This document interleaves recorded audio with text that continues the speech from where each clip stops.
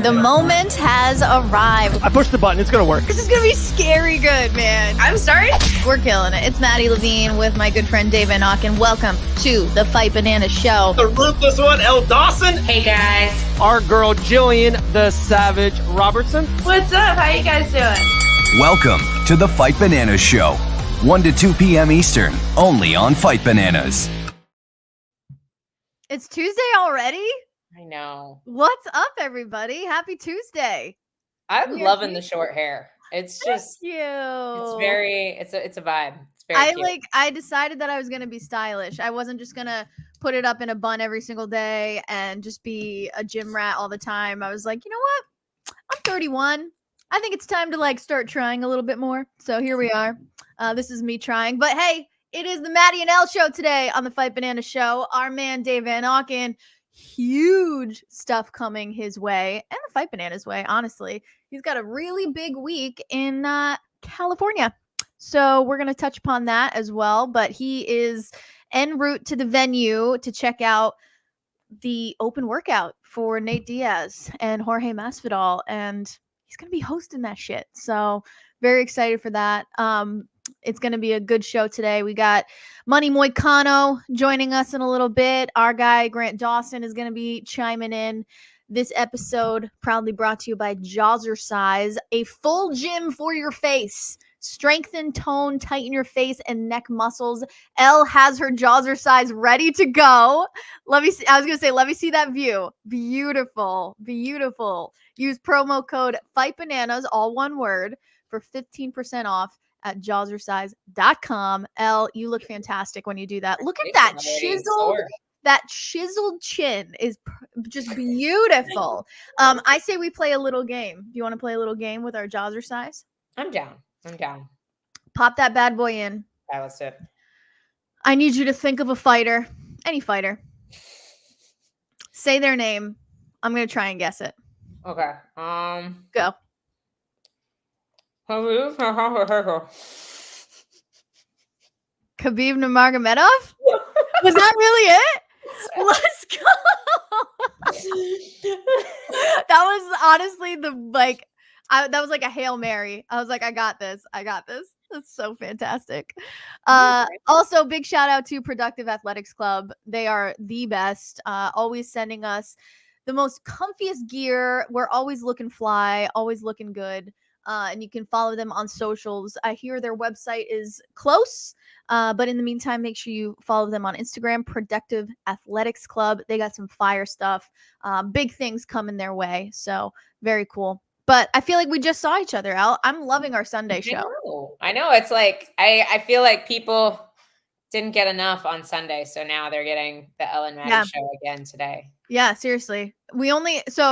It's funny because our show is all about, the morning brew. We have our cup of coffee together and we kind of start the day together, but we only have 20, 30 minutes to play with and we run out of stuff to say. Or we run out of time rather. So we got plenty of stuff to get to today that we might have not touched upon on Sunday, but I think we did a pretty solid job of breaking down UFC 302. So if you haven't seen that episode, 303. So if you haven't, head on over to that episode and check it out. But what's new with you, Elle? What have you been up to?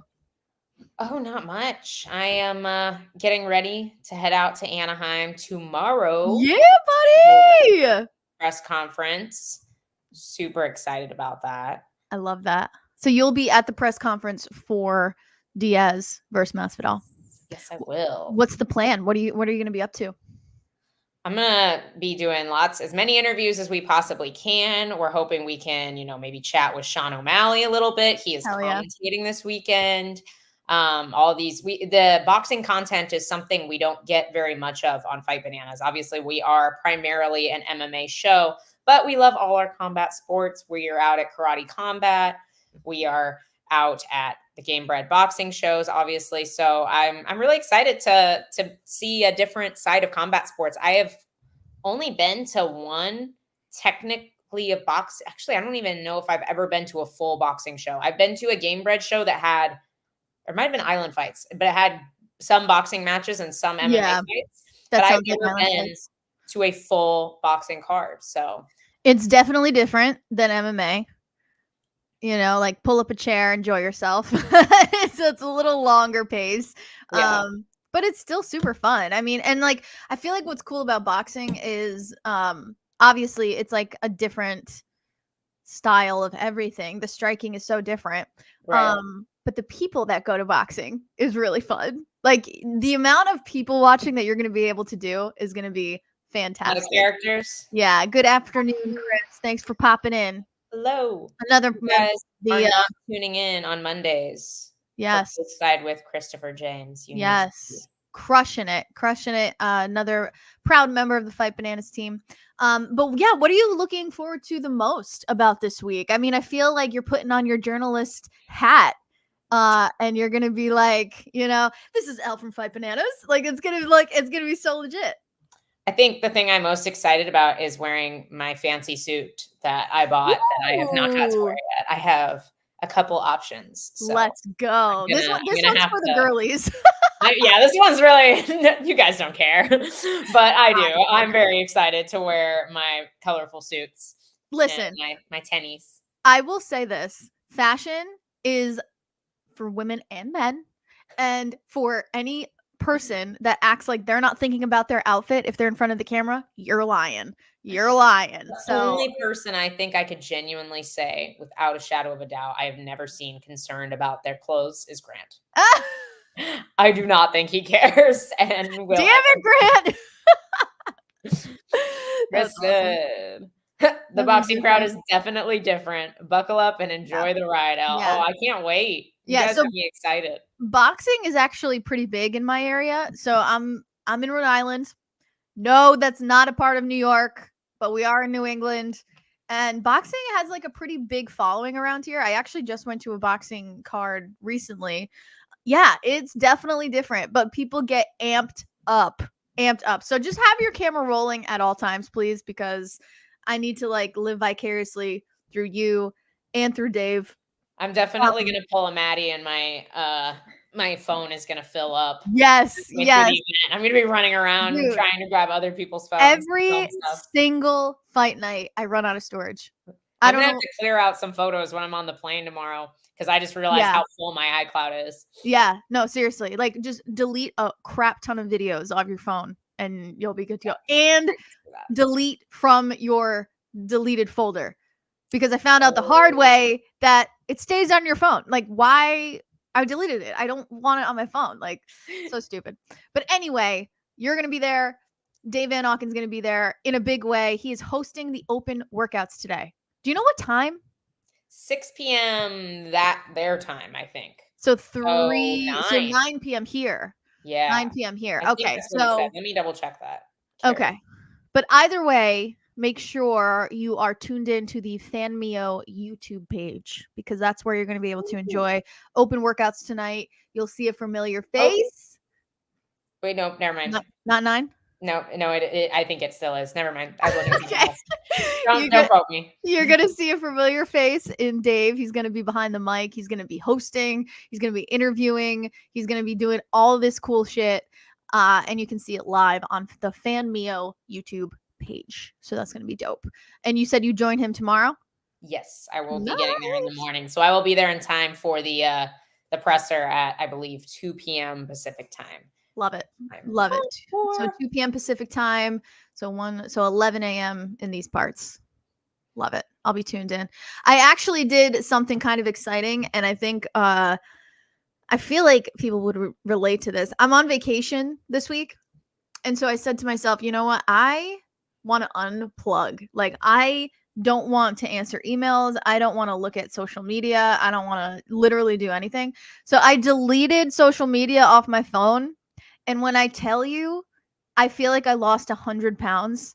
It is like the weirdest thing. And I think people in our industry will understand, like, we have to constantly be plugged in at all times and like know the headlines or whatever. I'm exhausted and I'm so excited to just not pay attention this week. Besides certain people, like I'll be watching Diaz versus Masvidal and stuff like that. But I am so excited to not have social media on my phone. It is wild. Grant and I are, we booked a cabin in the Smoky Mountains next week.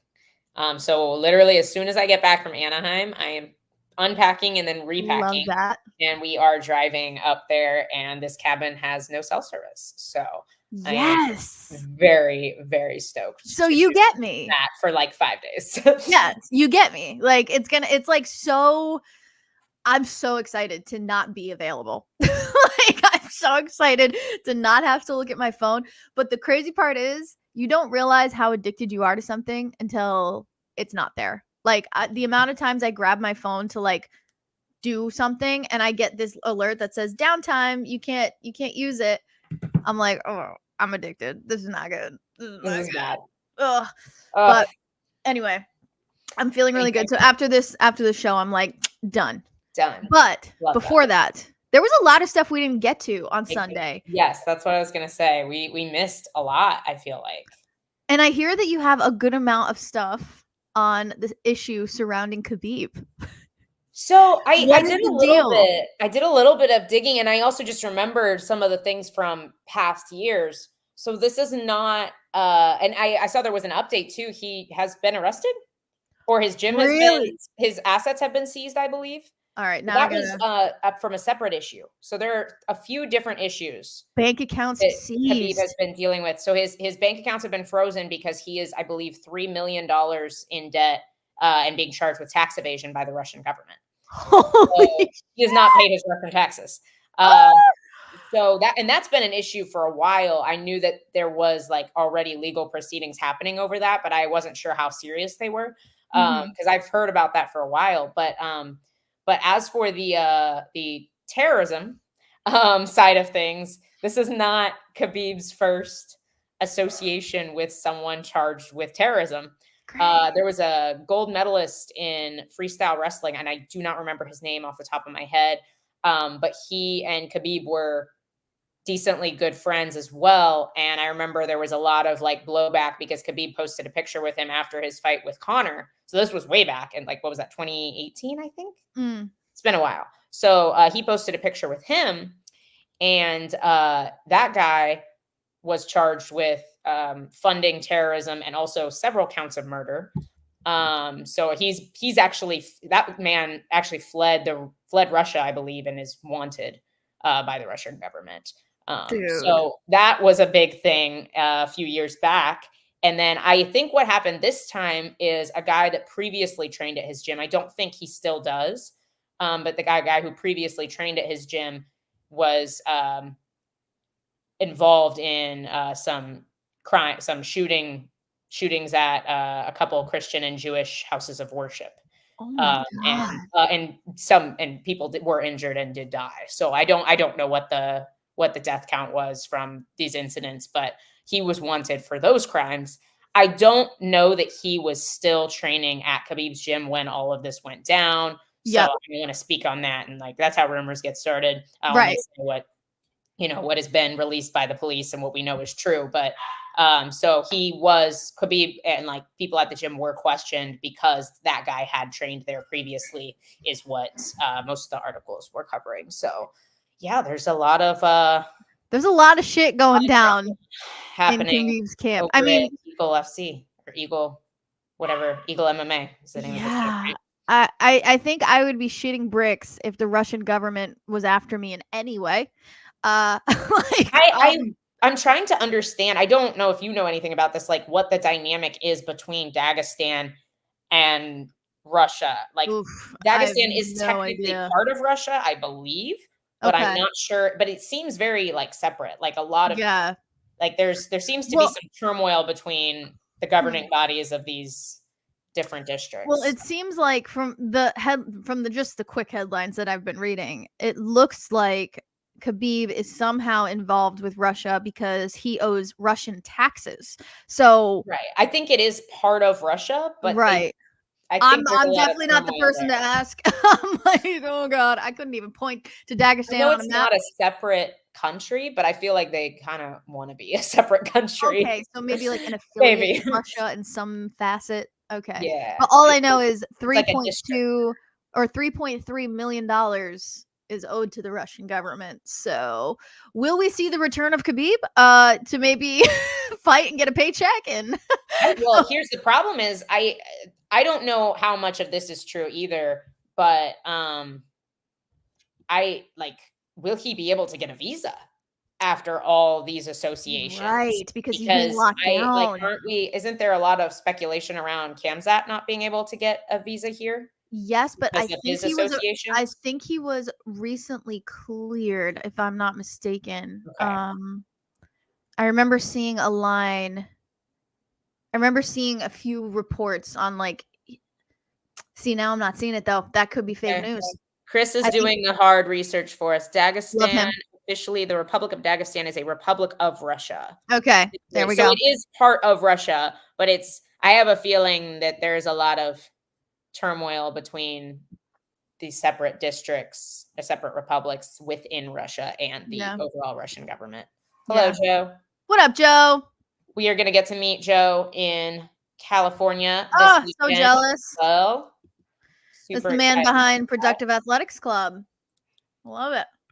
But yeah, I agree with Chris here. He said that there is an incredible lack of coverage on this stuff, and yeah, it's quite well. Here's the thing, and what people forget sometimes is that the United States, we have freedom of speech, and publications and journalists can run with absolutely anything and can make a story out of anything. Russia, on the other hand, has a bit more control over their media and what gets released. And something this sensitive, they're probably like, putting the kibosh on. You can't just run with stories like that in countries like Russia.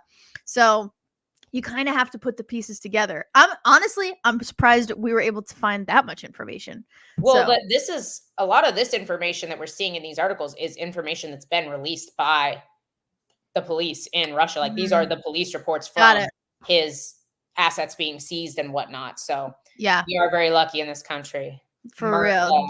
Joe spitting facts. We are lucky in this country. I agree. Happy 4th of July week also. Yes. Yeah, happy Independence Day coming on America up. Week, guys. America. It's so fitting that Jorge Masvidal is fighting for America this week. Fighting for the people. You know what I'm saying? He really is the people's champ.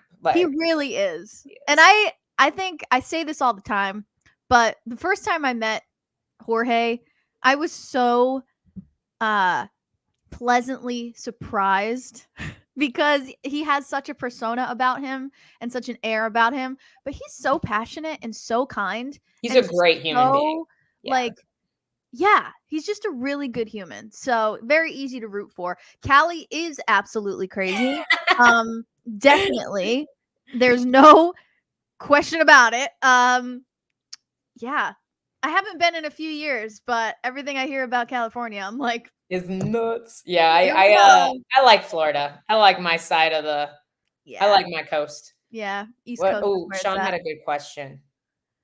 Chandler has been offered a title shot versus Islam in October. I would not be surprised because Arman is suspended right now.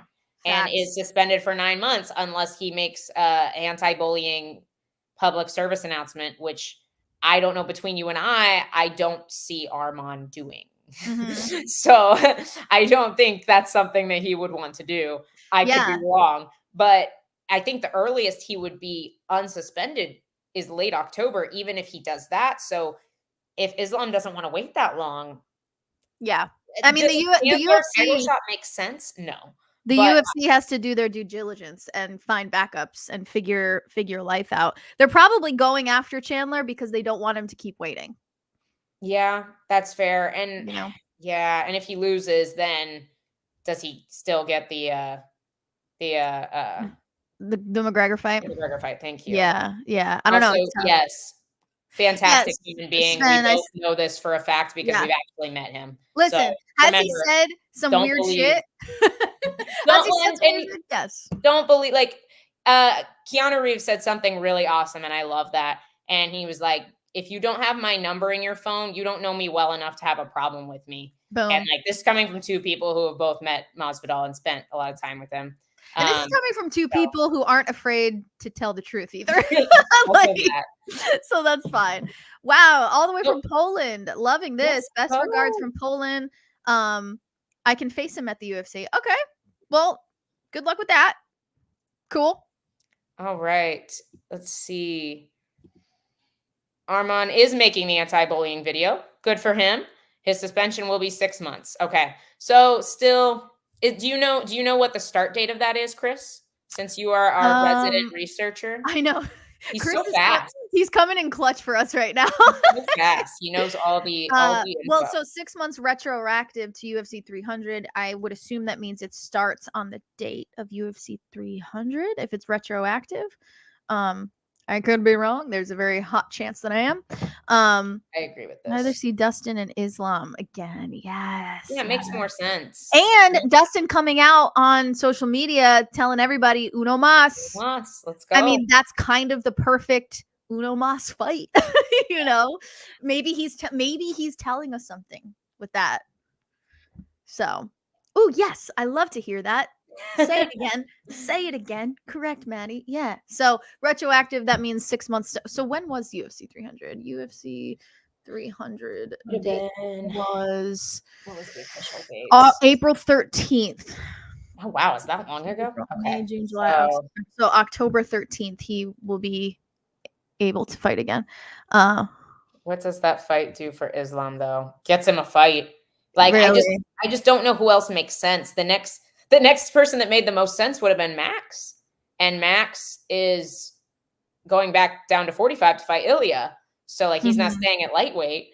So because Max just beat Gaethje. So like Gaethje's coming off of a knockout, obviously. He probably wants the time to recover is what I would assume.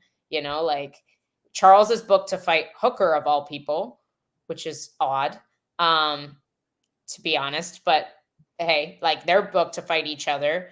Yeah, like there's Gamrot. I agree. But I feel like for some reason, like they don't want that matchup yet. I feel like Arman makes the most sense. And with Arman out, it's tough. You can argue that Dustin didn't deserve the title shot, but it made sense at the time. It was a massive fight for fans. And if you were at that event, it was insane. Like you don't understand how insane that event was. And then Dustin went out there and made Islam look mortal, like had fantastic moments and fought him better than a lot of people have. I think a lot of people would like to see that second fight. Like obviously Arman is deserves the next title shot. If we're talking about deserving, yes, but he's out right now. But he fucked up. So we don't have that option. Right. And it's his own fault, which sucks. But a lot of moving parts with that. Anyone who has negative things to say about Masvidal has never been in a room with him. He's good to his people, great to his family, and supportive of so many. Very, very true on all fronts. Is he a controversial man? Sometimes. But aren't we all? Aren't we all? to an extent. Would Dustin versus Chandler make any sense? Honestly, no. I don't like. What does that do for the division? Honestly, Dustin versus Chandler is a people's fight. It's a fan fight. True. Like I think that's the only thing it does. I think if they needed something to pull in views, boom, Dustin versus Chandler. But in regards to the division itself, it's kind of like a whatever type fight. A lot of exciting things moving forward. So no UFC this weekend. It's full on Diaz versus Masvidal. Make sure you tune in. Go to Fan Mio's YouTube page for all the deets. But then the following Saturday, we got Fight Night, Namajunas versus Cortez. I would love to hear your thoughts on this one because Macy Barber is out, which I have a feeling is a lingering illness from her last outing. She was very open about being in the hospital so she was actually supposed to be with us, right? On the Fight Banana show. Yeah, and she was. She was all gung-ho about the Fight Banana show. She's awesome. She was very candid with us and saying, she's dealing with some health issues, and she came out and said that. And I'm really hoping I'm wrong, but I think it might be some lingering stuff that might be going on. So she was dealing with some really tough things, and I think that they need to. I think it's really important that they take the time, run the tests they need to run, and figure out exactly what's going on before she gets back into training, because she's so young. Like it's So terrible young. to see this happen to a fighter that's so young and talented and is on their way up. Yeah. So I feel like she needs to take the time, Yeah. The last thing you want to do is start cutting weight when you're dealing with an illness. So, we wish her all the best. And this is certainly not the end of her. She'll be back. But in comes Cortez. Your thoughts on this? Was Cortez the right opponent? Do we feel this is like completely changes the game for Namajunas? Like, what's your thoughts? It definitely changes the game. Like, it's a very different opponent from Maycee Barber. Macy's obviously a powerful striker, and the way she fights is with heavy pressure. Mhm. It is quite a big dip down in the rankings. Yeah. But isn't it honestly the only other fight that I was like, ooh, I think maybe they should have booked would be like maybe Natalia Silva. That's exactly what I was going to say. But she's also newer to the UFC, and I honestly don't even know. She might have already been booked. Well, so she's booked for September against Jessica Andrade. So, I mean, it's all the way in September. Squeeze in one more fight in July, in July. I'm looking now. I mean, she's 1, 2, 3, 4. She's 5-0 in the UFC.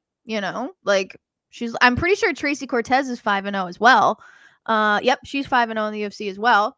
So yeah, I was kind of surprised that it didn't go to Silva, unless it did, and she said no. Yeah, maybe she wants to stick with the Andrade fight because, I mean, if you think about it, she would skip over Rose if she beats Andrade. And stylistically, Rose is a very different fight from Andrade. Right. Absolutely. And, like, especially for somebody like Silva, who is really high level grappling, it's a lot easier to shoot on someone who isn't moving their feet constantly. And Rose is always moving. Yeah. I think it's way harder to track down and wrestle against somebody like Rose that moves their feet than somebody who stands in front of you and is trying to throw haymakers. Obviously, it's a lot more danger in exchange too, but it's way easier to shoot and get a hold of a leg as well. So I think I agree with what Chris is saying here. Like, it's only Rose's second or third fight at flyweight. So even though she's a legend in the sport, it doesn't make sense for her to be fighting the number 1, number 2 people unless like she's ready to go for a title. And I'll be honest, I just don't think she is. I think she's in a unique spot where she's an in-betweener.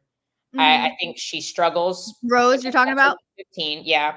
But she's no Manon Fiorot. Like, if you see how huge girls like Manon, Valentina are at 125, like, they're monsters at 125. Yeah, and totally. Rose just isn't that big, She luckily has a style that doesn't require her to be bigger, but we saw her fighting Manon, like, comparing like her power to Manon's, like, when those clashes happened, like, you could see the difference in power and strength and size. Yeah. So I agree. I think it's good to give Rose more time there, but it's a different, like you said, it's a very different matchup. Macy is very well rounded, but she's a heavy striker. While Tracy and she I feel like she's looking for the finish too. Like, Macy is always looking to finish, where Tracy is very much a decisionator.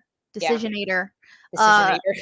She's very methodical, not super high volume. Right. And so is Rose. They're both very calculated in what they throw. Rose, I think, is certainly the mover and the shaker and constantly trying to make angles and that sort of thing. And I think this is a good chance for Rose to get another win under her belt for 125 because we've seen her finish people in the past. Again, that was at 115, so it might be a little different. But I don't think Tracy will be able to put Rose away at all. So I think this could be a fun striking match. But yeah, it's definitely a different fight, definitely a different ball game. Question for you, Maddie. Do you think it's an easier matchup than Macy? Yes, because I think when you're fighting somebody like Rose, you want to corner them. I know it's hard in the cage, but you want to corner a mover, because the less that they can move and the more that they're going backwards, the less that they're able to implement the game plan. And somebody like Macy, she was not going to be afraid to bring it to Rose and try and manipulate her and corner her and that sort of thing. Granted, Rose has great timing and great countering, so that probably would have been an issue for Macy. But I think Macy and Tracy are just so different in their approach to things that I think this is an easier fight for Rose. I'm not going to say like in the bag, but I think it's a better stylistic matchup. I agree. Yeah, I agree. I don't think Tracy throws as much volume as Macy. Right. And I agree with what you're saying. Like I misspoke earlier. I was mixing up Natalia Silva with Karina Silva because Natalia Silva is definitely a fantastic striker. You want to slide in? Yeah. Grant's joining us. Oh, hey, Grant. But Who invited you? Here, I'll get the puppy. She did. Would you like to speak on Tracy Cortez and Rose Namajunas? Sure. Yeah. What's your thoughts? How do we feel? No Dave today? No, Dave. Dave is en route to California because he will be hosting open workouts with Diaz. Yes, the whole fam. That's what I'm talking about. Ugh. Well, we're missing one. Well, yeah. Well, he's too big for two, actually. Aww. Yeah. R.I.P. I know. But yeah, this little cutie, we love her. Him. But yeah, what's new, Grant? What's happening? Not a whole lot. Living life, just living your best life. I feel like we haven't seen you guys in a while. Elle was letting us know about your little getaway coming up next week. Yeah. How do we feel about that? Where are you guys going? Georgia, the state, not the country. Okay. Yeah, no, the state is definitely better than the country. The state should be fun. What are you guys doing? We're just gonna go, be just in the hiking. Yeah, hiking, be outside, probably unplug, be off our phones. Take the puppies. Enjoy our company. You strike me as a man that would like to be away from his phone. Yeah, I mean, I'm getting there. I committed the cardinal sin yesterday and YouTubed my name, and it ruined my whole day. So I'm ready. Why did it ruin your day? Oh, just people suck. Yeah, people suck. It's all good. No, for Everybody sure, people definitely suck. Well, that's why I have a rule. Like, I don't, before a fight, I don't watch interviews. I don't, if it has nothing to do with the actual fight itself, I don't watch it because it's just going to ruin my day. And then usually afterwards, I like to watch it because I'm like, yeah, I won. I can prove people wrong. Right. And then I kind of quit doing that too, and just was about my life and was happy. And then I was like, you know what? I'm going to jump on, see what some people said, see what people thought about me and Joe Selecki and before the fight, and just ruined my whole day. So I was like, nah, we're done with that. No, I feel that. My cardinal rule is never read the comments. People that take the time to comment are usually not kind individuals. It's always the kind ones that sit back and enjoy it from afar. Yeah, Michael, never read the comments, Grant. Yeah. I'm definitely at least with the comments I have, because I don't care if people win. I just block people. Mm-hmm. So it's like, oh, I got under his skin. He blocked me. And it's like, good job, bro. Bye. I will forget about you in literally 18 seconds. And you're going to tell your friends about me probably for the next month because you got under my skin. Right. But when you're on YouTube and somebody has a whole channel dedicated to trashing on you, it's a little hard to block that. So the amount of effort that would take, wild. That should make you feel better too. Dave Grant is a solid B, whatever that means. It's a solid B. Like instead of an A. Like an A, you're a solid B. Right. Solid B. B minus. Yeah. Right. Yeah. But what my husband Ross drives me nuts but it's honestly kind of funny too. So instead of blocking it, he always has the need to respond. Always responds, will always DM. And what he gets a lot is the person will say, "Oh my God, I didn't think you were going to see that." Right. So I had that same, mindset. And what happened was I responded to somebody and we got into an argument that no joke, lasted 2 hours. And it ended with him saying, "I'm going to block you, but I'm putting a timer in my phone for 2 years and you will for sure be cut from the UFC by then. And I'm going to unblock you and talk shit." That was 4 years ago.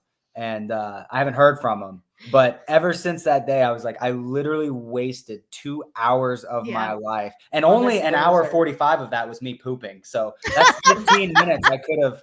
That's 15 minutes I could have been spending towards doing something productive for my life. Ever since that day, I'm like, if it's a good comment, I'm gonna reply. If it's a bad comment, I'm just gonna delete it and move on.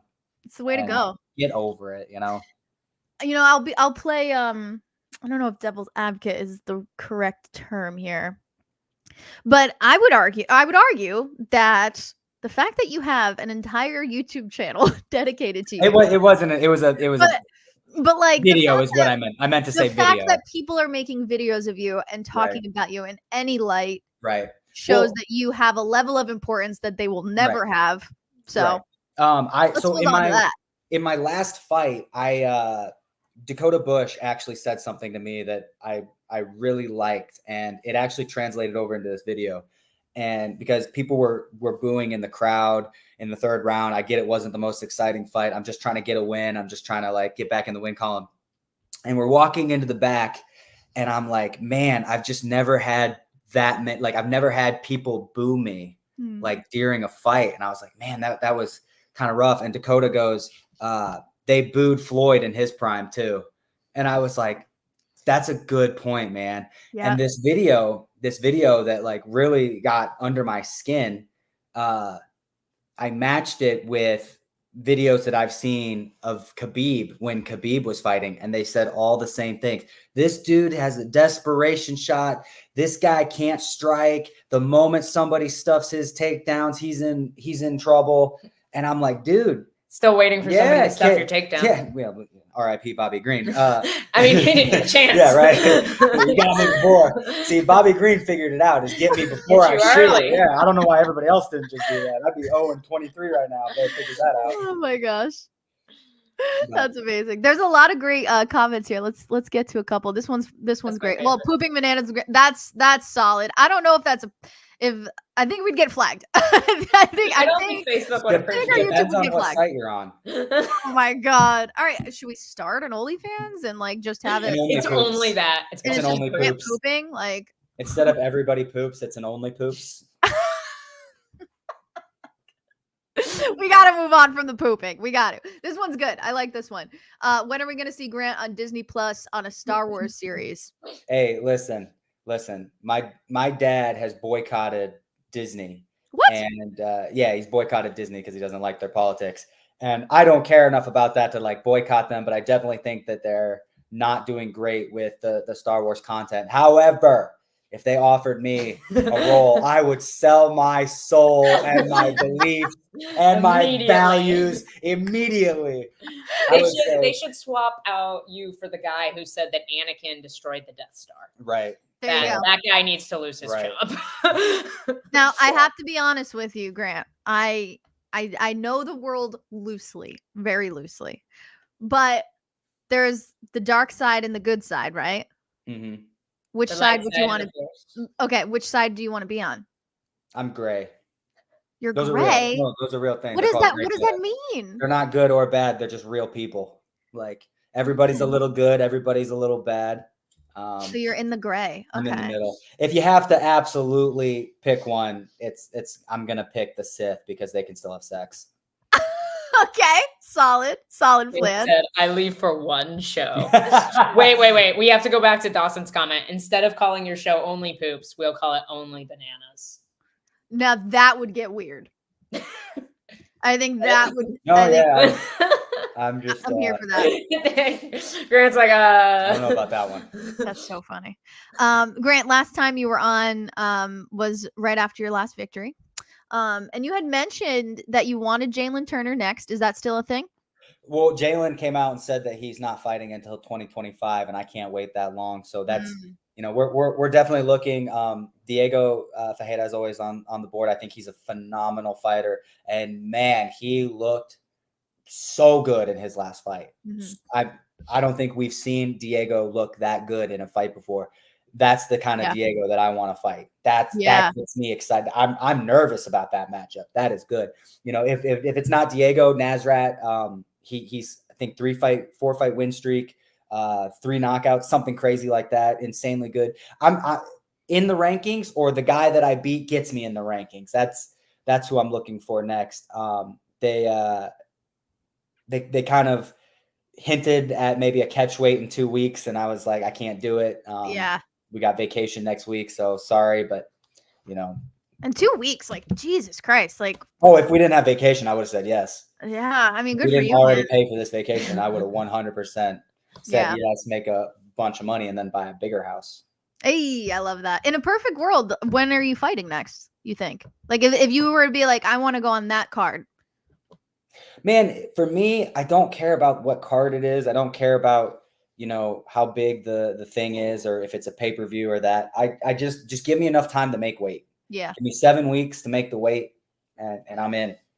Let's do it. Let's go. 6 weeks minimum. But I love that. So you were talking about, you touched upon the idea of waiting. And I think the conversation of waiting is big right now because of Michael Chandler and like how he keeps saying he wants to wait. And like, I would love to hear your opinion on this idea of him waiting instead of just taking the next opportunity. Are we talking about him specifically? Let's talk about both. I mean, him specifically, and then I think fighters in general just being like, yeah, I'm going to wait. Why are you waiting? I think it's a good thing for him specifically. Yeah. Look, Michael Chandler has paid his dues. Michael Chandler has been in the wars. Michael Chandler has taken the head trauma. He's made his money. He deserves the type of fight that he's waiting for. I don't think it's ever going to happen. I really don't. I don't think Conor McGregor is going to fight. And if they do happen to fight, I think that fight will get overturned right as soon as the fight's over.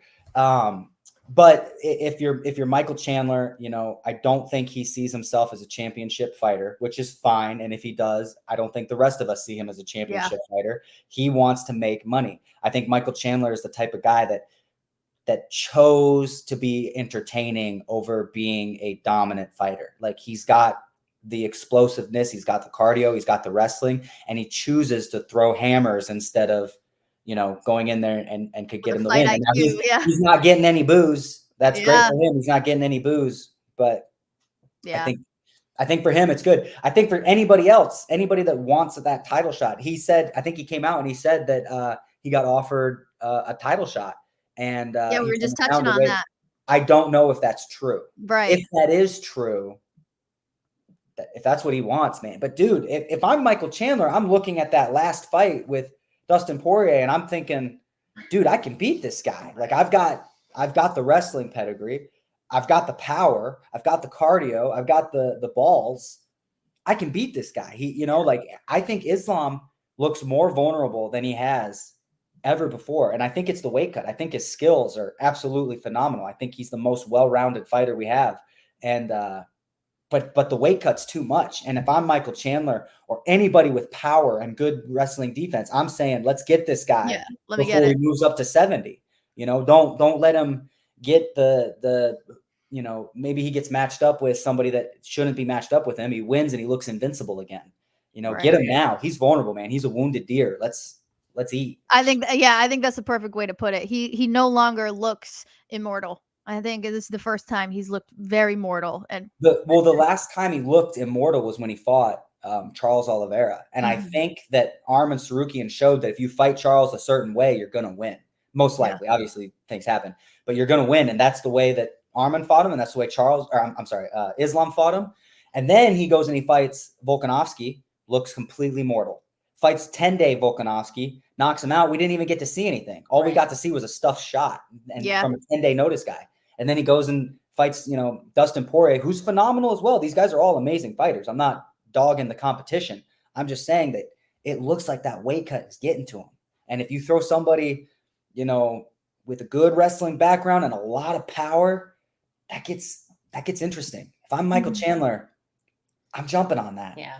Yeah. And the Conor fight's going to be there after. It's not like Conor's going to fight Islam. You don't. If you lose to somebody else, he loses the McGregor opportunity. If you lose to Islam, you don't lose anything. I don't think he could lose to anybody and lose the Conor. I think if he loses, Conor wants to fight him more. Even more. That's a great point. But is it and I think the people are so behind. Conor McGregor versus cameraman is going to Yeah, for real though. Like, I think people are so committed to Chandler versus McGregor that Chandler could probably take any opportunity, win or lose, and then we can still market the shit out of that fight. People are still gonna watch. Like you said, I mean, Conor could literally fight whoever, and we're gonna watch it. But I did not realize how big of a star Conor McGregor was until the last show. Because I watched I knew how big, but like I understand now. I watched the post-fight press conference with Dana White. I watched the whole thing mainly because I wanted to see him talk crap on Kelvin Gastelum, but that's a different story. And that's a joke, by the way. I love that. So every single reporter's first question was, when is Conor McGregor fighting? And you're like, okay, the first three asked that question, and guys, I don't know when he's fighting. He's not giving an answer. Every single reporter asked the question. And now maybe they need it so that like their little clip shows that they asked the question. That's still right? the most important question. Right, because now you can put the thumbnail, right. That can be your title. That can be your clickbait. That just proves to me even more how big of a star Conor McGregor is. If we put a thumbnail that says Conor McGregor's name, we're going to get more views, even if it's just Dana White saying, guys, I don't know. Yeah. Yeah. All they need is, when is Conor McGregor returning? Dana responds. Like, boom, done.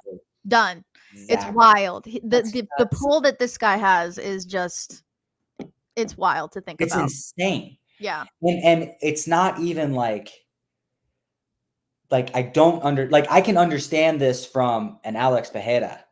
I get it. I get it with Alex. Like, I don't know who can beat that dude. Obviously, good wrestlers are going to give him problems, but he's beating those good wrestlers. He's beating, I know. All you got to do is take him down. Okay. Jan Blachowicz took down Izzy. That's how he beat Izzy for 4 rounds or whatever it was. Right. Couldn't do it to Alex. Like, right.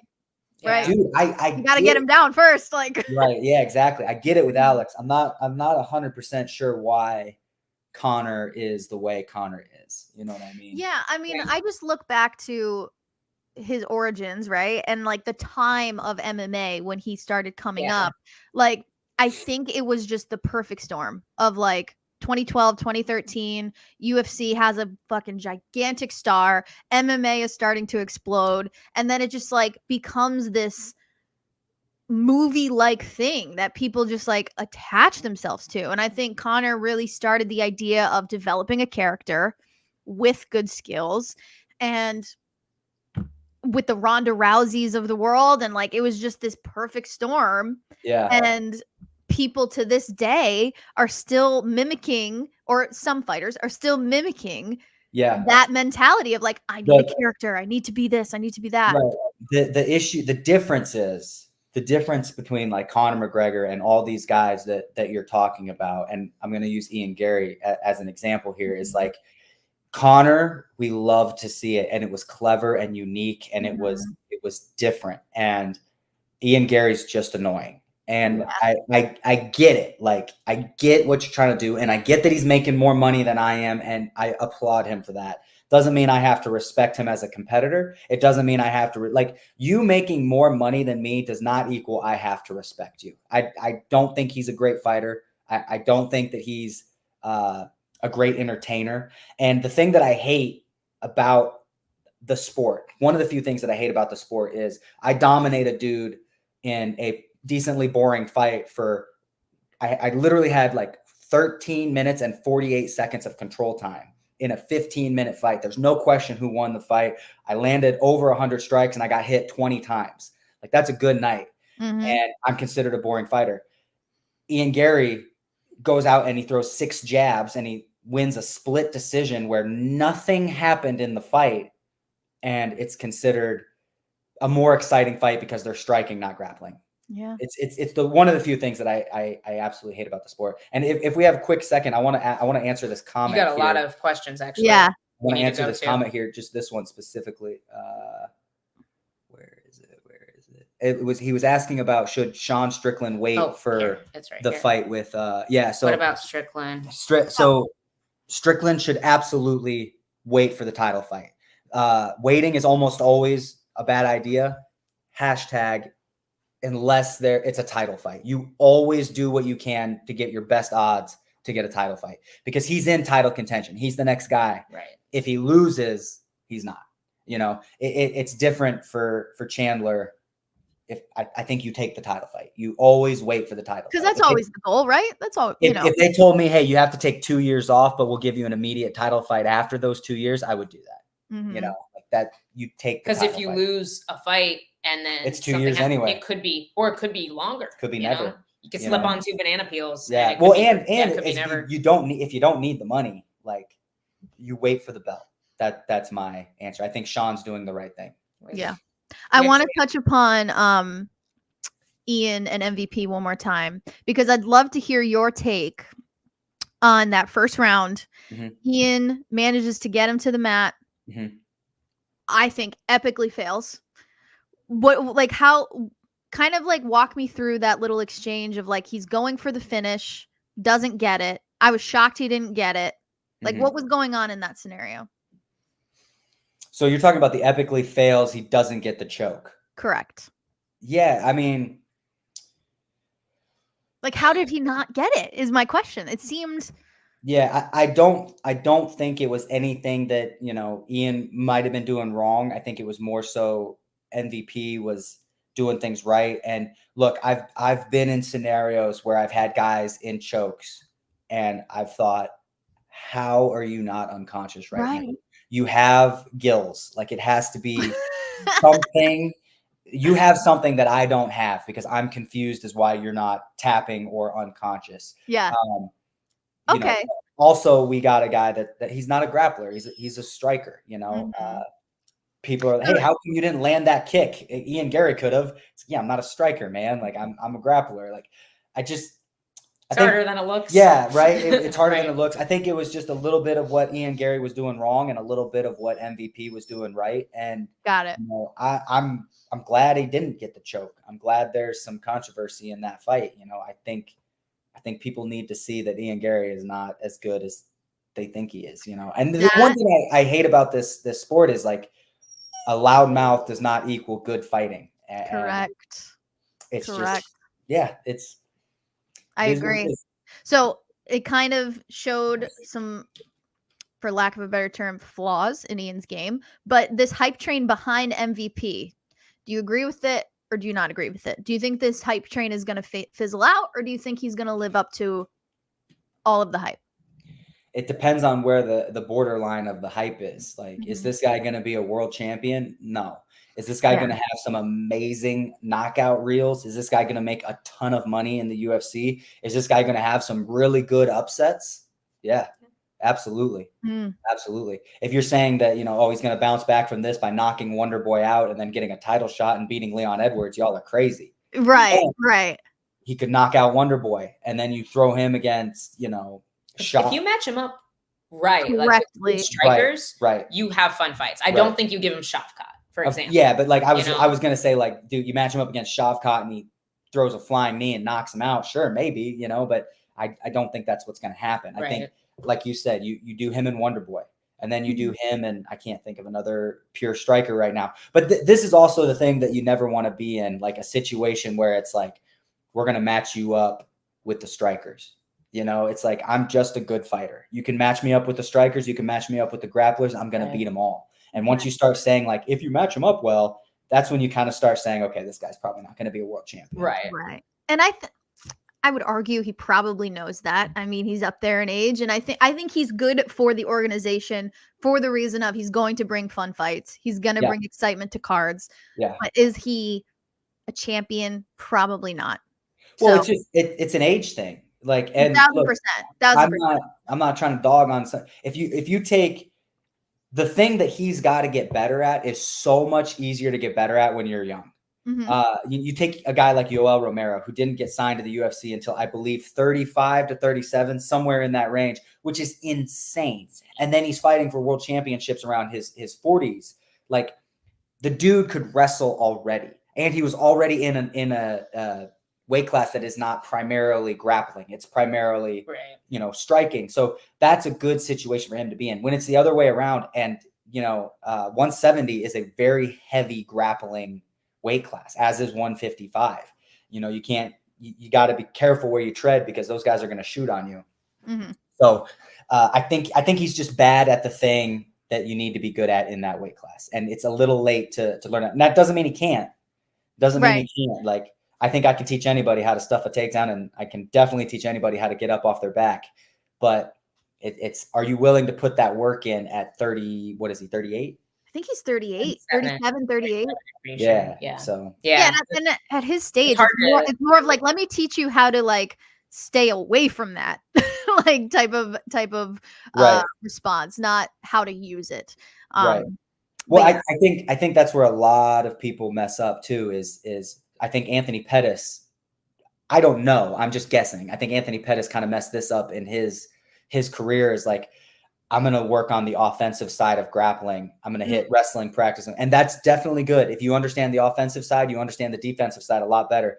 But man, you take a guy like Jose Aldo, who said, nah, bitch, I am defending those takedowns. And then when you take me down, I'm getting up. Max is like that too. Max is a lot like that as well. Learn it to your advantage. Exactly. Where do you want to be in the fight? And everything goes towards getting there. My striking is getting a lot better, but trust me, it is all towards getting the takedown. Right. If I get a knockout, it's going to be by accident. I mean, I like that. Okay, so UFC coming up in 2 weeks. I believe we have some lightweights on it as well. Drew Dober and Mike Davis. Thoughts on that? No, I thought Mike that's not happening? Mike's off, Does Drew Dober have a new opponent or no? There's nothing listed. So. Hey, put my boy Dakota Bush in there. He'll fight him. Let's go. He'll make weight on a day's notice. That's right. So Mike Davis is injured. Yes. Okay, that's right. Okay. Or bicep. And pec or bicep. I can't remember. Who's the I don't know how to say his name. I think it's Nazarim. Southpaw. He's Matt Favola's friend. Fought Terrence McKinney, had a great fight with Sajikov. I had it, and now I've lost it. He also doesn't have an opponent. He is fantastic. He was very fun. He was in probably the best fight for you in just a second. that nobody's talking about. Fight of the year that no one is talking about. 100. Him and Slava Claus. Incredible fight. It was a draw. It was. And it should have been. It was one. It was a real draw. Give me 2 seconds. I'll give you his name. 1 Mississippi. 2 Mississippi. Nazim Sajikov. Wow. She got it. She got you. Look at you. That would be a really fun fight, though. Him and Drew. I was saying put Dakota in there. Oh, put Dakota and Sajikov. Whoever. Dakota will fight them both. Same night. He's texting me right now. Shut up, dude. I'm not fighting both those dudes. I love it. Well, a couple more minutes left. Thank you for joining us. I hope you guys. Moicano is running a little bit late, just so. Oh, okay. So you're welcome to stay if you want. Yeah, I'll say some more. Let's see if we have it. There were so many comments. There were a ton of questions. Grant, I heard you were absolutely crushing it on the UFC live watch over the weekend. Everybody's comments was like, you were so entertaining. So we're gonna have you do it a little more. Let's see. Grant, can we? Oh, this one was good. Can we get your opinion on open scoring? Do you think it'll change how fights are judged, or just expose bad judging sooner? Listen, I think it will. I think it'll help with judging. I think if a judge knows that his name is going to be flashed up on a board, and he's going to be like, the whole audience is going to be like, what were you thinking? And they're going to boo and be like, what was this guy think? Like, here's the thing is like, name a judge, name any judge. Go ahead. Yeah. All right, cool. So like, these guys have no repercussions for what they do. And they literally hold people's lives in their hands. Lives. Yeah. Right. I'm on a 3-fight losing streak. This has been my dream to be in the UFC, and I'm fighting a undefeated Russian dude that everybody thought I was going to lose to, and I lose a split decision because some dude was looking at his phone and he's going to go back to the hotel and not care that I now don't have a job. You do open scoring, you do 5 judges. And I'm gonna go back to my fallback. There's only 2 things people hate: the way things are and change. So I get that it's scary to make a big change like that. I get it, but We got to do something. They can always change it back. That's too, what the thing that upsets me is the show. There's 52 weeks in a year, and the show, the UFC does 58 shows. So it's like, let's test this out. You know, hey, we're in Vegas. We're gonna do 5 judges, and we're just gonna see what everybody. And we're gonna put up a poll. Right. Do you agree with what these judges said? Do you agree with these decisions? Yeah, like what's the harm in trying it, you know? Exactly. Oh, hey, we don't like it. Let's go back. And I understand that it'll be like it takes some of the mystery out of who won, you know, like if I know I'm up by 2, the third round I just survived. But it's the that was going to be my next question too, was as a fighter, is your corner telling you, hey, you got that round? Do you want to know that you got that round? Absolutely. Yeah. It's the only sport where you don't know if you're winning or not. Yeah, literally the only sport. Like I guess so boxing. true. Combat sports. Yeah, like it's so true. It's insanity. It's like, can you imagine like football game and it's like, hey, are we winning? Like that's so true. I honestly pass the ball. Like I have never thought of it that way, and I am like ashamed of myself. Well, it's also the thing that upsets me about the sport too is it's the only sport where a foul is opinionary. Like if you throw the ball and there's pass interference and the guy's like, oh man, that was an accident. It's like, yeah, that was an accident. That's still 15 yards. Like, right. Dude, I'm 21-2-1 as a professional. I was 8-1 as an amateur, and I had 22 backyard fights with my friends before that. I have not one single time poked somebody in the eye, kicked somebody in the nuts, or grabbed the cage. Not once. A fight has never been stopped because I committed a foul. Yep. It is not that hard to not do things. I understand accidents happen. Control your weapons. I understand, and they'll happen a lot less if you start immediately penalizing. Oh, poke in the eye, 1 point. Could not agree more. Could not agree more. Guys biting people. 1 point. I will never understand we'll never why. Like, I will never understand that idea of why is it opinion based? Right. Like, why is it not, especially out of all of the sports, I would argue that combat sports, you can get very fucking hurt.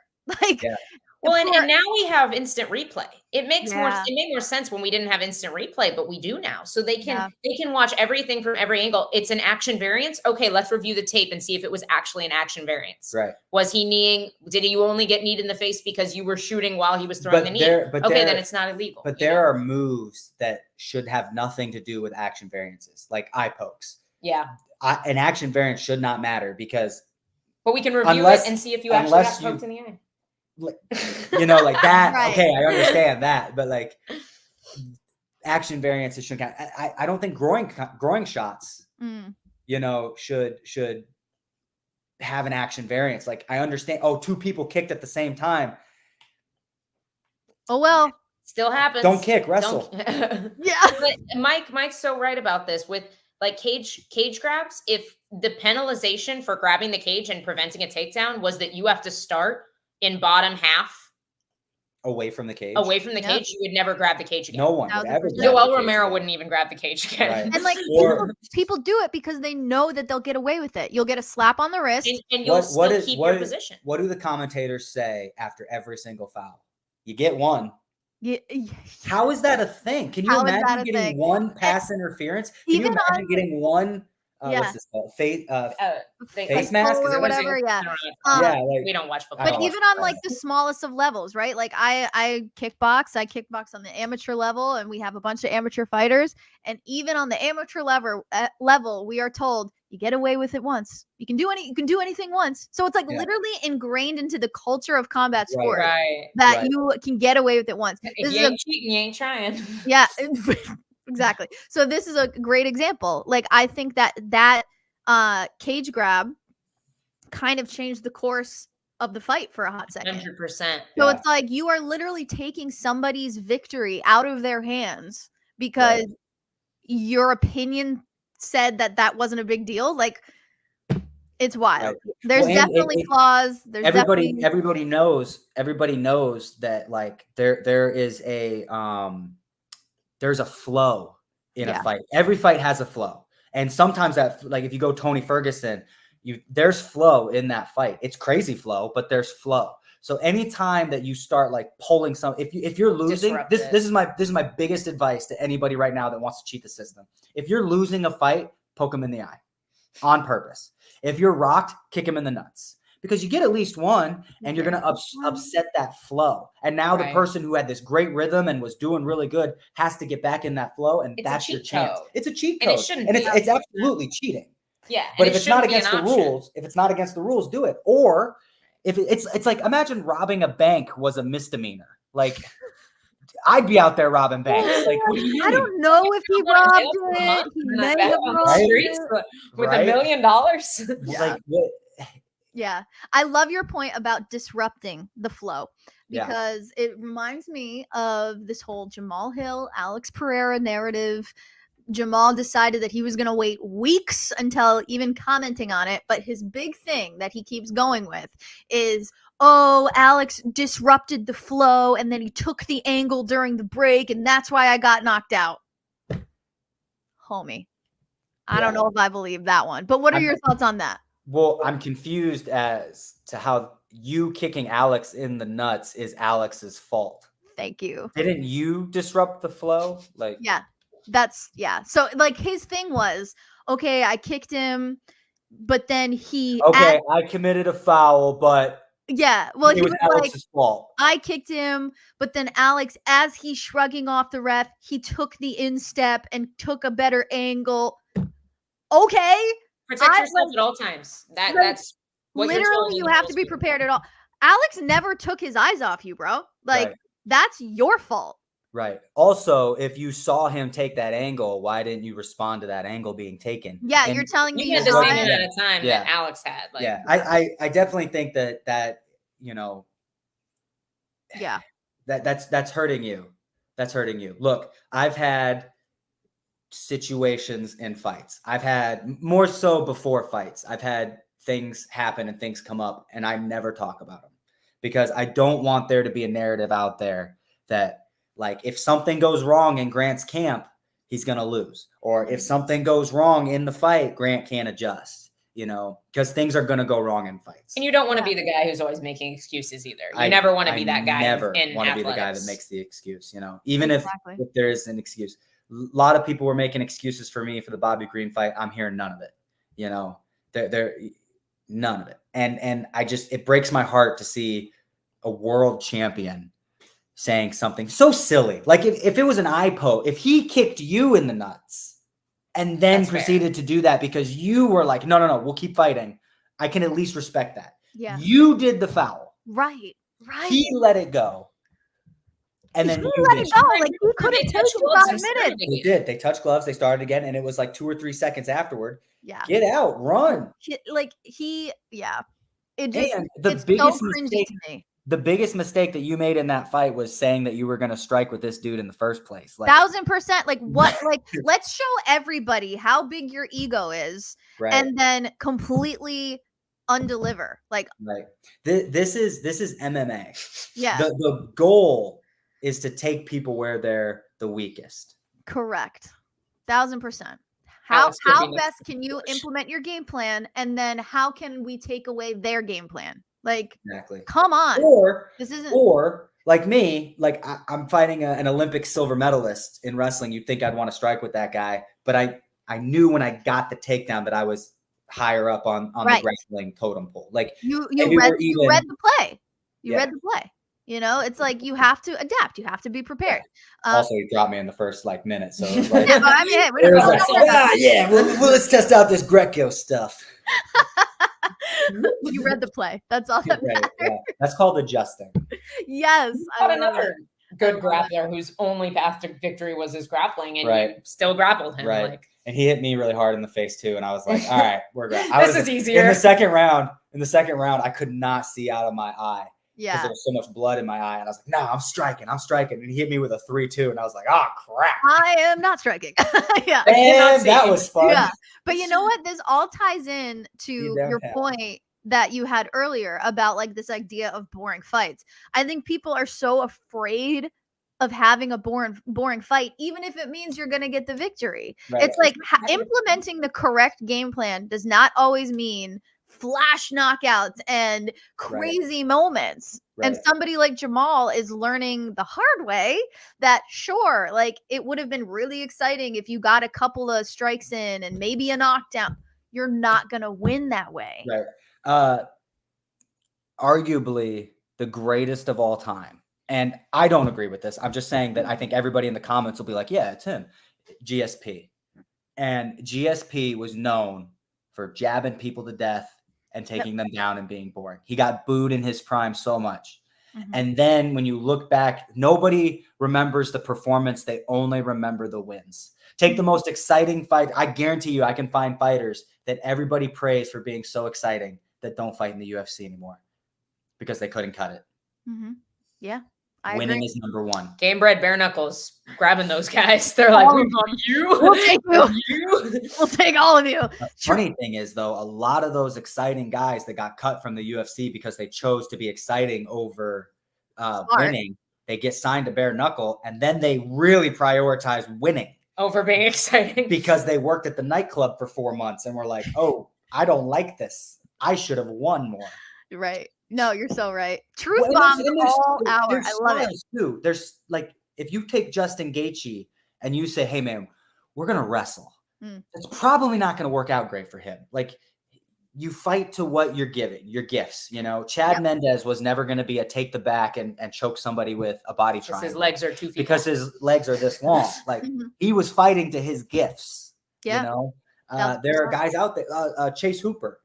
I really loved what I saw from Chase Hooper in his last fight. He's fighting to his gifts. He's keeping the distance. He's being a lot smarter. He's got the length. He's got the jiu-jitsu. He's got the grappling. So instead of going in there and trying to like be exciting because, you know, there's a perception about him or something, he's fighting to his gifts. He didn't do that with I can't remember his name. He knocked out Chase Hooper at 145. I believe it was his last fight at 145. Let me see here. And he went in there and it looked like he was trying to be exciting. It looked like he was trying to like it was Steve Garcia. Steve Garcia, thank you. Who looks really good lately, actually. Yeah, he's good. But and then he goes against Sajiklov and he's like, nah, man, I'm gonna win this fight. And then he looked the most exciting. You know, when you fight to your physical abilities is when you're going to do the best and forget what other people say. 1000%. And that's what makes a champion. That's the difference between a champion and somebody that's just in it to be flashy, for sure. I would agree. People, I saw an interview with Alex Pajeda and he was saying, my old coaches would tell me I need to keep my hands up when I fight. And anytime I would keep my hands up, I got knocked out. So I started just fighting with my hands down. It's like, dude, what works for you might not work for me. Elle and I were talking about this on Sunday. We were talking about that. Like, you can teach somebody a proper jab. You can teach somebody a proper takedown. But if they take it and make it their own, who's going to tell Alex Pereira that his guard is wrong? I'm not. You know what I mean? Strickland? Like, I'm not going to tell them that that's wrong. You know? Sean Strickland's another great example of that because he fights like a traditional boxer. Yeah. It works for him. It works for him. I think he's quite boring. And this is coming from the guy that humps people for 15 minutes, but you know, like he gets away with it because it works for him. I'm not doing that. That ain't working for me. You know, like I'm not opposed to trying it. I'll try anything once. But this is why anything once. Do you hear that, Elle? He'll try anything at least once. Almost anything. Almost anything. I'll try anything with her once. Grant, you're always so much fun. Thank you for coming on today. I want to end with a 4th of July question. From Dawson, great one. Fireworks or drone displays for 4th of July? I don't know what a drone display is. Really? Oh, I feel like it's a big trend right now. Instead of using fireworks, a lot of towns are using a bunch of drones with like a light display. So it'll be like quieter. They're very quiet. That one. You like that? Are you saying that as dog owners or just because? No. I got to get to bed at like 8:30. Yeah, we stay home on the 4th of July. This is the first time I won't be at home on the 4th of July in years. Here's the thing. There's 3 things that I hate. Crowds of people, loud noises, and people. So fireworks shows you hate the 4th. are not really my forte. Oh my gosh. Okay, that's interesting. I love 4th of July. But I think love this country. I think I love the idea. Well, yes, we all love Independence Day. We love the USA, but I think I like the idea of the 4th of July as well. Just like the celebration, the fireworks, the hot dogs, the hamburgers, the beer. It's great. It's a great day. You like an excuse to eat food. 1000%. But here's the thing. Here's the thing. You're doing it wrong. Why? I eat food all the time. Okay, that's fair. If I'm feeling hot dogs and bratwurst, I don't need I'm no. gonna have a motherfucking hot dog. Put on a cowboy hat and giddy the fuck up. Listen, I need to know what is on your hot dog. I'm actually not a big hot dog guy, but God damn it! I do like hot dog. I'll eat a hot dog, no problem. I'm just saying I'm not like. For some reason, I've heard that ketchup on a hot dog is controversial. Really? Yeah, that was like the main thing. Me too. That's like ketchup and fries. Like it's mandatory. I mean, I prefer mustard, but I would still like ketchup on. I've never been so unattracted to you. Yeah, mustard. I hate so mustard. much. Oh, I hate mustard. I went through McDonald's the other day and I said no mustard, and they put only mustard. Bastards. I would have turned right back around. Sean says it's supposed to be mustard. Sean's my guy. I was already home. Ugh. I was already home. America. And I have a thing about arguing with people. Not a big deal. Chili, cheese, and Fritos. I support that. A chili dog is better than a regular hot dog. Fuck, I'm with you, hungry Chris. right now. Why are you licking me so much? What's I'm happening? so hungry right now. I'm getting. Is Moicano on? No, but you're good. We can. Maddie and I have plenty to talk about. No, I'll stay on. I just thought I was cutting into his time. No, you're good. You're good. I do want to say though that this hour is brought to you by HKA USA, elite level combat gear. So we're talking gloves, shins, custom gear, apparel, anything you need for training. HKA has got you. I've heard that I have some mitts on the way, so I'm very excited about that. Love hitting some pads with the hubby. You can go to hkausa.com. Type in the code bananas20, so bananas20 for 20% off. That's a pretty big deal. And from the looks of their website, they're having some 4th of July deals as well. So make sure you head on over there, grab your gear, get ready. It looks like Poetan Pereira has a crush on me, so that's cool. He said 2-3 in the chat. I will take that. Yeah, listen. You could do worse. Thanks. I could do worse. At least know you're safe. Poetan is probably the scariest human I've personally ever seen. I've been following him since his Glory kickboxing days because my husband used to fight for Glory, and there was a moment where we were all in the elevator together, and I was scared. I was scared. I'm just saying, if the actual Poetan comes up to Ross and is like, "This is my wife now," like. You're his wife now. Yeah. Yeah, I will say, so Ross he's not a small guy, but he's certainly not 6'5" or 6'7", whatever Alex Pereira is. Blue eyes.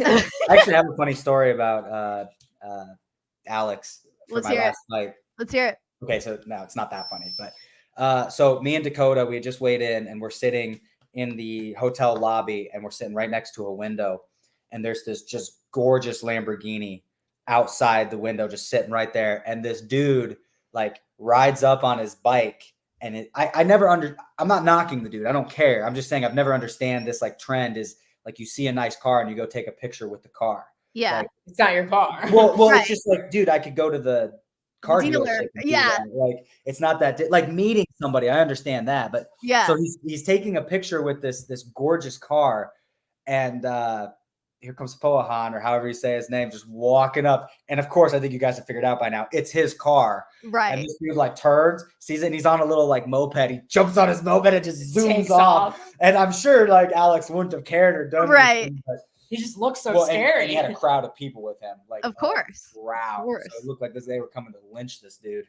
Dude, that's wild. I love that. I love his story. I love his like beginnings and everything. He's very easy to root for. Very, very easy to root for. Yeah. But Grant, it looks like Money Moicano is in the building. So if you'd like to stay and say hello, feel free. But we're going to bring on Money Moicano to the stage. What is happening? What's up, everybody? What's up? Thanks for joining us today. Thank you so much. I appreciate that. Thank you. I just Where wanted to say hi, so I'll let you guys have your thing. See you, my brother. Have a good one, my brother. Have a great one. Where are you joining us today, my friend? What? Where are you joining us from? Where are you? No, I'm Florida. I'm Florida. Florida. You're chilling Yes. at home. Yes, yes. I saw him an hour and a half ago Yeah. at the gym. I was like, hey, you want to come on the show today? Yeah, let's Gotta go. love that. Gotta love the ACT culture over there. Yeah. Elle, you getting Awesome. rounds in with Money Moicano or what? Please. I don't want the smoke. I ain't trying to get up today. Well, do you go have ahead. anything coming up, Moicano? Is there anything you can talk about yet? I've heard No, some no. rumors. Yeah, not really, because I don't have a contract yet. So I just have a fight. If I have a contract. So I don't know what's going on, to be honest. Well, the rumor that everyone keeps talking about is Benoit Saint Denis. So Yes. is that who you're hoping for, or do you have other plans in mind? No, I don't really know. I'm not trying to pick and choose. Like whoever UFC give me, I will take the fight. If it's Benoit Saint Denis, for me, it's okay. I have no problem with that. I just want to UFC to like formalize, to send me a contract or stuff like that. But for now, I don't have anything. Just training. Yeah, just training. Yeah. Always training. Always Yeah, training. exactly. Well, whether it's Saint Denis or not, we hope to see you in the cage soon. But what are your thoughts on his last performance? I think he's very aggressive, and he is a good fighter, but I know why people are so hyped about him, because he's entertainment. He always come to fight, but I don't know. I think he's still new to the UFC.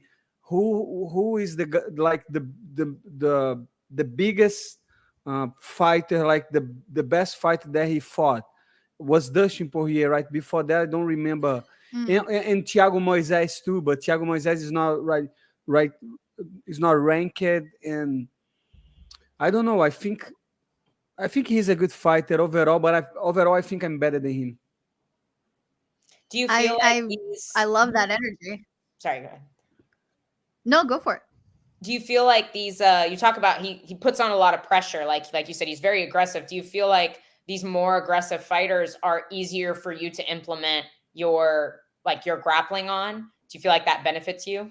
No, I think could go both ways, because he's gonna try to grapple too. If we fight, he will try to take me down too, because it's his game plan. Every time he fights, like, he's very aggressive, super aggressive. He tried to punch you, to knock you out, and then if he gets close, he's gonna shoot for takedown. So I don't know. I'm not, to be really honest with you, I'm not thinking too much on that fight unless they send me the contract. Fair enough. No, because smart. I'm telling this because we saw on the internet, like, Dan Hooker saying that he's going to fight Charles Oliveira, and then BSD versus Charles, and then a lot of BS going on. So I don't know what's going on. If your thoughts on that matchup, if it does happen, because Charles has said in the past that he doesn't want to fight backwards. What do you think about him stepping up to fight Hooker in Perth? Does that fight make any sense to you? No sense at all. I think that the fight is not gonna happen for sure. Yeah. Like Dan Hooker was making this up. He even said that. Like, I just come up with that to, I don't know why. So just to hype up. So I don't think Charles should fight Benoit Saint Denis. I think Charles is in a very weird place right now, because he's such a big name. He's such a people love him, the fans. So I think right now for Charles, he only should fight like super fights. Maybe Ortega, maybe Colby Covington, something like that. But I don't think he should fight Dan Hooker. Yeah, there's a lot of moving pieces, it sounds like, with what's coming next for you, but it sounds like you're staying very active in the gym. Is that a little shiner on the top of your forehead I'm seeing, or sunburn? What do we got? Maybe sunburn. I was sparring today, so probably somebody got me hurt. Getting some striking done. I'm here for that. Yeah. So you've always been very vocal about your love for America, your love for the Constitution. 4th of July week is here. Are you doing anything fun for 4th of July? Will you be celebrating? No, I will be celebrating at home. You know, I have been working so much. I have been like on the last month. I think I travel 3, 4, 5 times. Like I have been doing a lot of stuff. So I want to be home. You know, training and then enjoying a little bit with family. Do some barbecues. Enjoy the family a little bit. But I'm not planning to travel. I'm planning to get a fight. That's my plan. You know, get a fight, be at the gym, and then see what is next. And Maddie, I know you haven't experienced this, but Moicano is a grill master. Ooh, Moicano has barbecued for Grant and I before, and it was really fantastic. Okay, No. so what is typically on the grill? What are we putting on the grill? Picanha. Do you know what's picanha? It's like No. It's like top sirloin, but way better. Way better. It's like a Brazilian cut. It's very, very good. And then some all Brazilian steaks, like fraldinha. I don't even know. I think it's a skirt, right? Skirt steak, yeah. Skirt steak, yeah. And then I like ribs, but not pork ribs. I like beef. Cow, yeah, beef ribs, yeah. And pretty much is it. Damn. Lots of different meat. I'm hungry, man. Like, where's the vegetables? Where's like the pasta? Where's all that stuff? Meat. Yeah, meat. Only steaks. Yeah, only steaks. Meat. Yeah. Did you catch UFC 303 over the weekend? Yes. I watch all the fights. Not all. What was one of your favorite moments? Must be Alex Pereira, right? Yeah. Huge knockout, like, but let me think about all the fight. Yeah, I think Alex Pereira was the best moment of the fight, right? Of the card, like knockout second round against Proraska was a beautiful kick. It was very nice. It was so. What about you? Did you see the video? I love this stuff, right? So ESPN grabs a hold of Alex's corner after the fight. And I guess Alex's corner saw something that they posted online of Yuri warming up, and they saw that they were checking kicks wrong. And so in the back, they were like, "Oh, we're going to head kick this guy." I love that stuff. Like when puzzles are being put together like in real time, that shit is like, mwah, it is just masterclass. It's so good. My favorite part, I don't know. It's hard to not want to say Alex Pereira, but there was a lot lot of good moments. I think Sean Sterling had a great one. The Dan Ige and Diego. Dan Ige and Diego Lopez. Like, that was a fantastic moment. So cool. What are your thoughts on Dan Ige taking a 4-hour fight? I know a lot of people are saying I know a lot of people are saying like I don't know, man. I think sometimes it's man, I don't even know what to say about that, because 4 hours is such a short time to prepare. But I guess he was prepared, because I think he fight next month, right? So he is in a training camp. He didn't have to cut weight. So I don't know. I think the fight for me was a little bit scared for Diego Lopes on the third round, because the fight was, man, I don't know. He's very very good. He's very good, and then to get a fight like that to face, I think the odds were against Diego on that one, not because like he has the responsibility, you know, to beat Dan Ige. But Dan Ige did a great job, especially on the third round. So I think it was a great moment too. I think it was very unexpected and very cool. Yeah. Do you think it hurts? Cool. Do you think it hurts Diego a little bit that he didn't finish Dan Ige after an incredibly short notice fight? I don't know. I was thinking about that. I think the performance hurt his. I can tell. I even decide about that. I'm still thinking about that because if you look, like he got the fight in 4 hours too. I think not many fighters would do that. First get the fight 2 weeks notice against Ortega, and then they ask to fight in lightweight, and he say okay, 155 okay, and then he say Ortega is out, get the Iggy, and the Iggy is good. I think not many people would accept that, especially because from what we heard, UFC would pay him the whole purse. He would get the win bonus no matter what. So, but he still say no, I'm gonna fight. So that's very impressive for me. But at the same time, I think hurt his brand a little bit because, like I say, the third round was very, very, very bad for Diego. Yeah.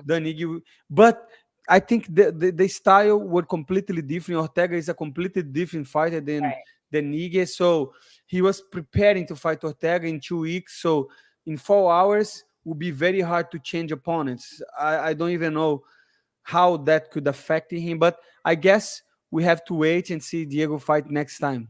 Yeah, absolutely. Your thoughts on Pereira potentially moving to heavyweight? People seem to be very polarizing about this concept. Do you like the idea of him moving up? Do you think he should stay? I like the idea. I think, like, especially for him, right? That he's been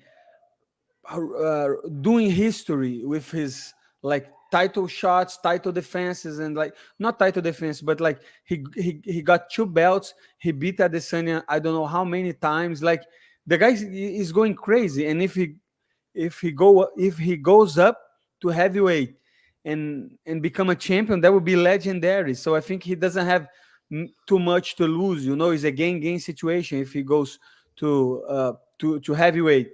Let's see. I like it. I like it too, and I'm going to take a page out of oh my gosh, I'm forgetting Laura Sanko's book for a second. How she said, I'm always going to encourage people chasing greatness. So I'm always going to encourage that. I just worry, is he going to be able to be big enough? I know he's a big guy, but there's a lot of big heavyweights out there. So I don't know. I don't know, because if you think about that, what's his name? The Brazilian guy that moved to heavyweight. He's not that big too. Of course, he's a wrestler, Jailton, but Almeida. He's having success on the heavyweight. I think most of the heavyweights, they are not that good. I think striking wise, Pereira is better than most of them.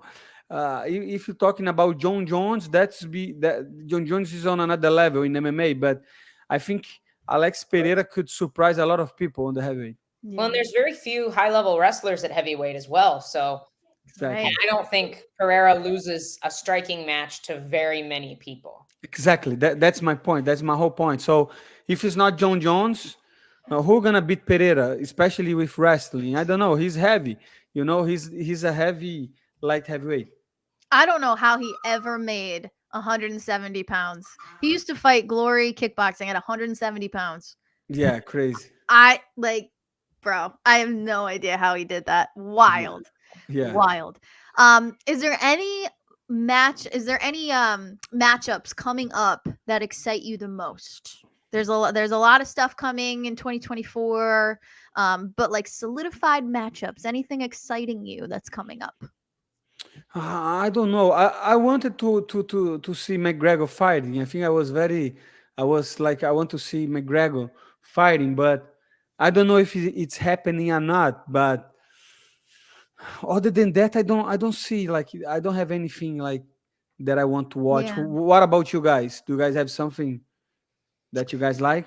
I mean, I'm kind of right there with you. I was pretty bummed that McGregor didn't happen. Do you think that he will fight? Elle is under the impression it's not happening. I'm still holding out. I still think it'll happen at least one more time. This might be an unpopular opinion. I thought the card we ended up with for UFC 303 was better than the original card, even without the McGregor fight. Now, not just because he wasn't on it, but just because all the replacement fights that they needed to add to make up for the fact that McGregor wasn't on it were great matchups. Yeah, but at the same time, like I wanted to see Diego Lopes and Ortega. That was the fight that got me excited to about 303. So when Ortega pulled out was because, to be honest with you, I was not really very excited to see Pereira against Proracha, especially because they have fought before. So I don't know. I was not really. I think what I like about that is the way he finished the fight. He was a beautiful performance by Alex Pereira. But I don't know. I don't know if McGregor is fighting or not. In my mind, my only question is why would he do that? Because he already has the money, people like him. So why would he be like trying to get fights and like not really fight? Yeah. I don't know. I'd like to see it at least one more time. And like I feel like somebody like Conor, who loves the spotlight, wants that moment of putting his gloves in the cage, saying he's done, watching his highlight reel. Like I think he wants that moment. I don't know. I'm holding out. He'll get that regardless when he officially retires because he's definitely a Hall of Famer. Right. Like he's the greatest MMA superstar probably of all time. Like yeah. I'm looking at like some upcoming fights that excite me. I'm excited for the return of Nick Diaz. Yeah. I think that'll be fun to watch. I really don't know what to expect from that. I don't. I mean, he's fighting the Lawler fight didn't tell you. What's that? I said the Robbie Lawler fight didn't tell you what to expect from that. Yeah, that's fair. I don't know. Man. I just think it's cool. I don't know why he's coming back. I don't either. And they're not matching him up well. No, absolutely not at all. Yeah, Vicente Luque, he's a very good striker. They should have Luque fight Chiesa and then. But they fought before. Nick, that's true. He finished Chiesa. I would still rather see them fight again than and have Tony fight Nick. Than watch both Tony and Nick get probably messed up. Yeah, like the fact that they're not fighting each other, I thought that was weird. Like that would have been the fight to make, I think. Yeah. I'm looking at more. I love Tom Aspinall. I love watching him fight. He's fighting Curtis Blades coming up soon. I think that'll be entertaining. Yeah, maybe Paddy Pimblett and Bobby Green. And Bobby Green, that's a fight that I want to watch too. Yeah, that's gonna make the press conference exciting. That's the money fight on that card. Yeah, that's true. But at the same time, I don't know. I think UFC is lacking of like star power. You know, is like that. There is not many fights that excite. There's not enough money Moicanos. You know? Well, I think that Sean O'Malley is ready to move into that spot with a couple more. Like if he defends successfully against Merab, especially if he knocks out Merab, then we're going to see Sean O'Malley like jumping weight classes and doing stuff like that. And he has the ability to fill the shoes of Conor McGregor. I don't think many people are in that position. Yeah. I don't even if him can do that because don't get me any wrong, because Sean O'Malley is very good, especially after his last fight against Chito Vera. I was watching live and amazing performance, like the way his strikings and the way he's fighting. But I'm talking about personality, right? Remember Conor McGregor, like on the beginning talking shit. I think maybe Sean Strickland. I like the way Sean Strickland does, right, on the press conference and stuff. But at the same time, his last fight was not that good. So I don't know, man. Something is missing in the UFC right now. Nobody's quite put it all together yet. Exactly. We've been neglecting the comment section. We gotta. I do want to touch upon that idea though, because Grant and I and Elle, we kind of touched upon this idea of like stardom and how Conor McGregor was just like a perfect storm and came up at the right time. I think now fight fans are becoming smarter in a sense of they can smell the bullshit. So it's like if you have a character but you don't live up to it, aka Ian Gary, people are like, well, you're a fake, you're a phony, like we don't like you. So I guess in your opinion, Renato, for up and coming fighters, what is the best way to become a star? Like, what do you think is missing from the UFC that up and comers could potentially capitalize on? No, I think to become a star, you cannot have the only the personality. You have to be good too. So it's a very hard question. Yeah. Look at Patty. Like Patty, UFC wants him so bad to be a star. You know, UFC Yeah. wants to push him, but he still doesn't show like a lot of skills. Talent. You know, Yeah. talent. Yeah, talent. He doesn't have like he's good. Let's be honest. He's okay. He's in the UFC. He fought some couple guys. He fought Tony Ferguson on like a wash at Tony Ferguson. So he's not really like maybe he can change that. Maybe he can become better. But I think to be a star, you have to kind of be like Ilia Topuria. I like what Ilia Topuria is doing. Like you have to knock people out and you have to have a character, you know? Right. Or just trying to be yourself. I think everybody's different. Not gonna work equal for everybody. You have to find a way, like you have to find a way to make people tune in. Yeah. I For think different reasons. being authentic is very important. Exactly. Walk Yeah. the walk and talk the talk. There's so many good questions in the chat. I think this is a great one here. How do you see the lightweight division going forward this year? Yeah, I don't know. The lightweight division right now is kind of fucked, you know, because Conor McGregor and I don't know. We see Conor McGregor holding up the division because Michael Chandler. Now Dustin Poirier, I don't know if he's gonna to retire or not. And then we have like Justin Gage just lost to Max Holloway. So the top 5 until the top 10 is kind of confusing because we have Fiziev. Fiziev was hurt. I don't know when he's fighting.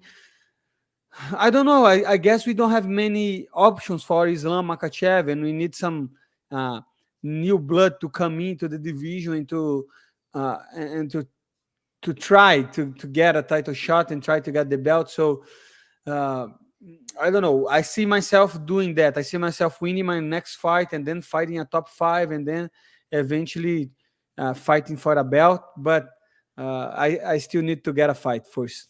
Yeah. Well, that's a great. I was going to ask, like, manifestation is big.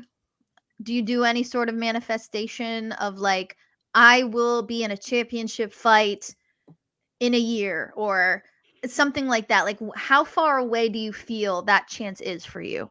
Not really. I don't do that. Not No? really. No. So you like to stay in the present? Yeah, I'm.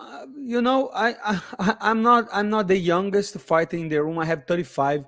My chances to fight for a belt is not that big. You know, but I know I can compete with the best on the division.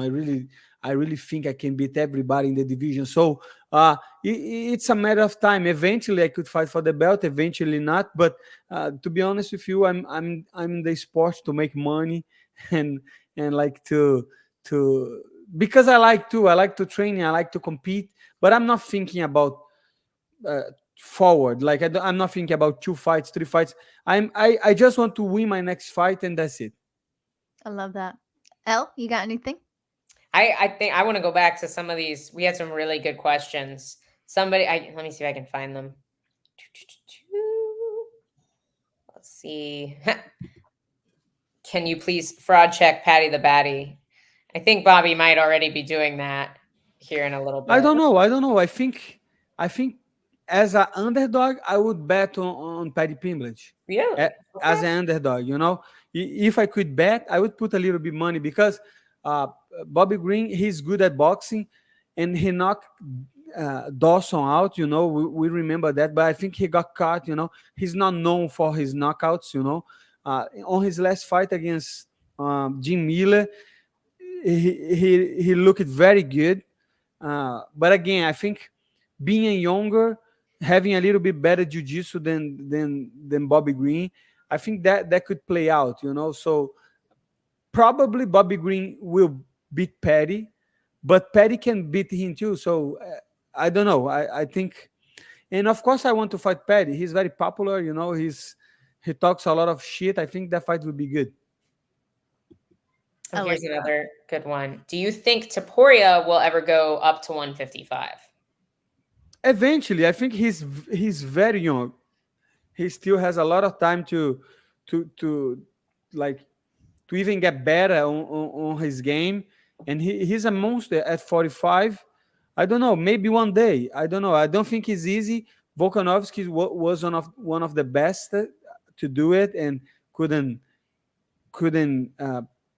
go up successfully. So eventually, I think Topuria go, but he needs to defend his belt a couple more times. I like it. I think we got. I mean, there were so many great questions in this chat today. We missed a lot. I'm sorry, guys. There was we were rocking and rolling today. We were rocking and rolling. But Money Moicano, we always love when you join the show. You always bring the fun. How's the YouTube channel, by the way? The YouTube channel is doing great, but now I am doing more in Portuguese because I made the channel in Portuguese because it's way easier for me to communicate. So I think your English sounds fantastic. It's great. It's getting better. So and people love your pronunciation. You know, Yeah. you had all these comments in the comment are like, "Yeah, train me," instead of training. Like people love it. So yeah. But at the same time, I have been so busy.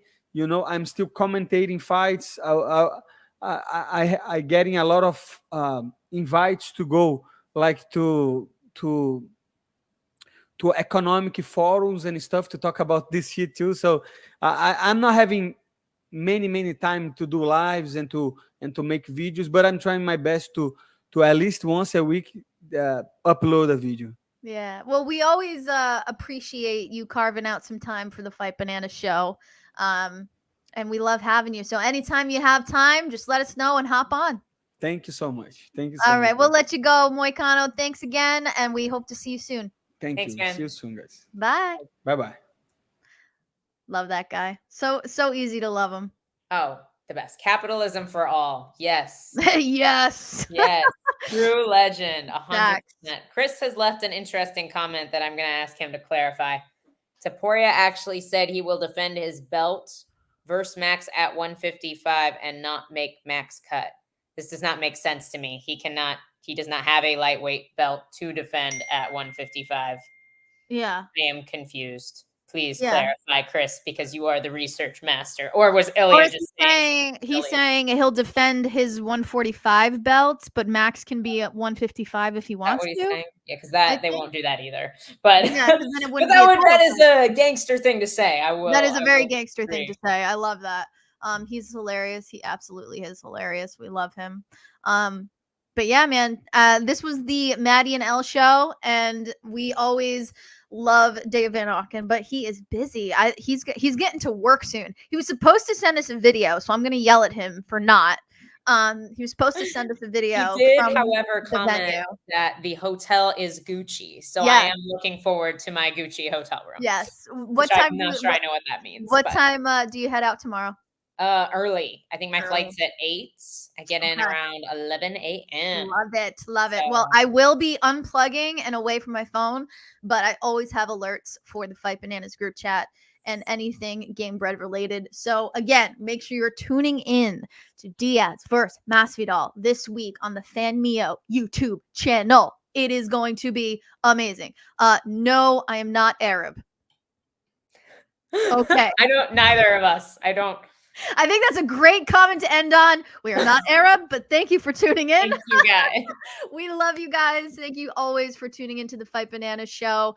We will be back next week, but I have a feeling you'll see us before that. I'd love to chat with you and Dave Elle sometime this week, get some behind the scenes of what's going on Fight Week. But until then, guys, enjoy the rest of your Tuesday.